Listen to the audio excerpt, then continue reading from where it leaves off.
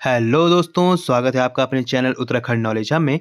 दोस्तों, आज हम सर्वोच्च न्यायालय, उच्च न्यायालय व अधीनस्थ न्यायालयों से संबंधित महत्वपूर्ण अनुच्छेदों के बारे में जानेंगे, जिनसे दोस्तों हमेशा परीक्षाओं में प्रश्न पूछे जाते हैं। इसलिए यह बहुत ही महत्वपूर्ण टॉपिक है। दोस्तों, यहाँ लोअर पीसीएस, अपर पीसीएस, स्नातक स्तरीय परीक्षा, वीडियो वीपीडीओ, पटवारी लेखपाल पुलिस व यूपीएलटी व यूपी लेक्चरर व उत्तराखंड की सभी सरकारी भर्ती परीक्षाओं व सभी केंद्रीय सरकारी भर्ती परीक्षाओं हेतु समान रूप से उपयोगी है।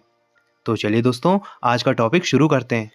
तो दोस्तों, सर्वोच्च न्यायालय, उच्च न्यायालय व अधीनस्थ न्यायालयों से संबंधित महत्वपूर्ण अनुच्छेदों में पहला है, संविधान के भाग 5 में अनुच्छेद 124 से 147 तक प्रावधान किए गए हैं। तो दोस्तों, यह किए गए हैं सर्वोच्च न्यायालय से संबंधित प्रावधान।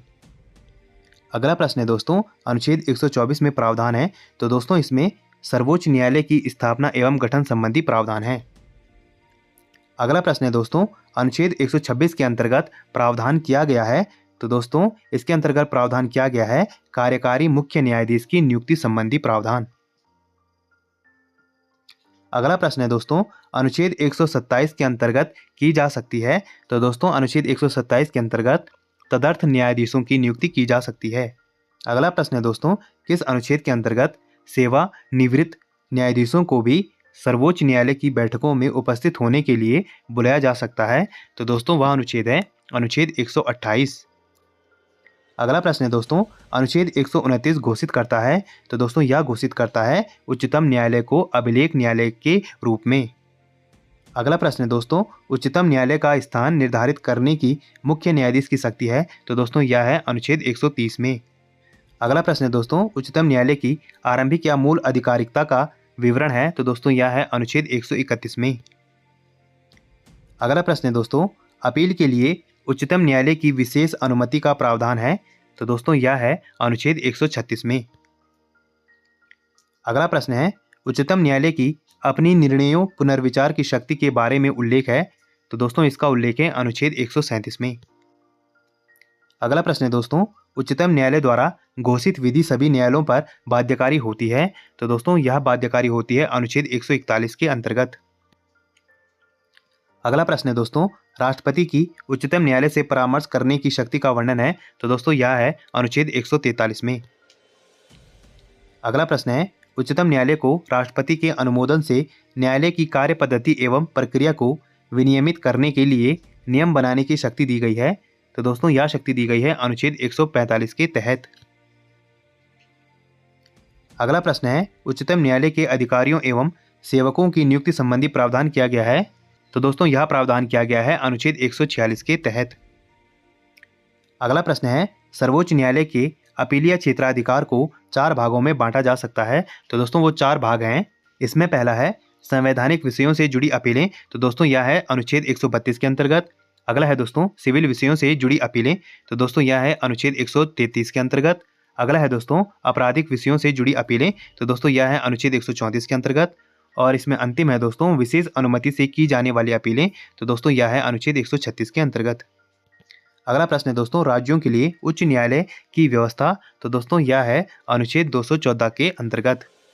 अगला है दोस्तों उच्च न्यायालय अभिलेखों के न्यायालय के रूप में, तो दोस्तों यह है अनुच्छेद 215 के अंतर्गत। अगला है दोस्तों उच्च न्यायालय का गठन, तो दोस्तों यह है अनुच्छेद 216 के अंतर्गत उच्च न्यायालय का गठन का प्रावधान है। अगला है दोस्तों उच्च न्यायालय के न्यायाधीश पद के लिए नियुक्ति तथा अहर्ताएं, तो दोस्तों यह है अनुच्छेद 217 के अंतर्गत। अगला प्रश्न है दोस्तों, उच्च न्यायालय में उच्चतम न्यायालय से संबंधित कतिपय प्रावधानों का लागू होना है, तो दोस्तों यह है अनुच्छेद 218 के अंतर्गत। अगला है दोस्तों उच्च न्यायालय के न्यायाधीशों की शपथ ग्रहण, तो दोस्तों उच्च न्यायालय के न्यायाधीशों की शपथ ग्रहण है अनुच्छेद 219 के अंतर्गत।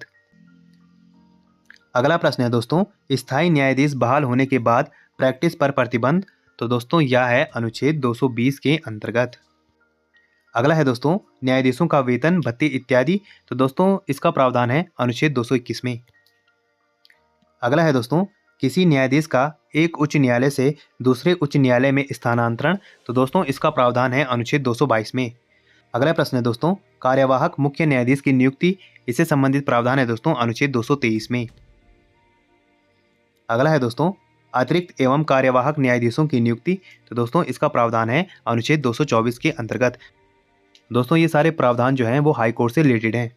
अगला प्रश्न है दोस्तों, उच्च न्यायालयों में सेवानिवृत्त न्यायाधीशों की नियुक्ति। तो दोस्तों इसका प्रावधान है अनुच्छेद 224A में। अगला प्रश्न है दोस्तों, उच्च न्यायालयों का क्षेत्राधिकार। तो दोस्तों उच्च न्यायालय का क्षेत्राधिकार है अनुच्छेद 225 के अंतर्गत।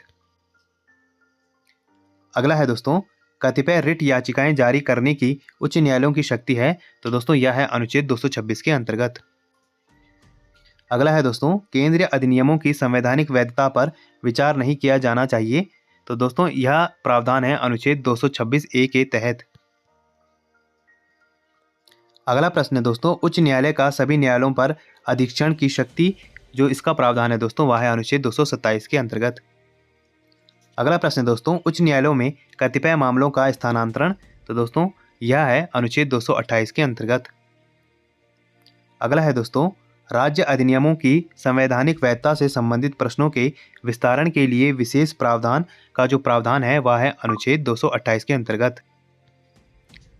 अगला है दोस्तों, पदाधिकारी तथा सेवा एवं उच्च न्यायालयों के व्यय से संबंधित जो प्रावधान है वह है अनुच्छेद 229 के अंतर्गत।